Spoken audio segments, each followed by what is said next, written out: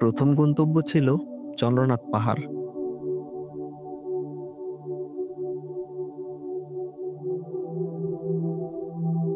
সরু পথে ধীরে ধীরে উপরে উঠছিলাম, চারপাশে সবুজ বনানী আর পাখির ডাক।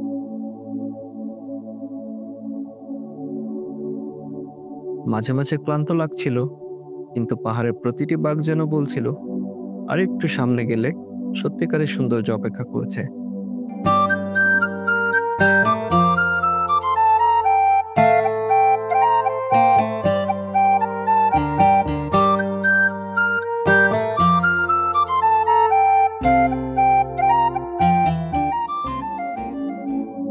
অবশেষে উপরে পৌঁছালাম।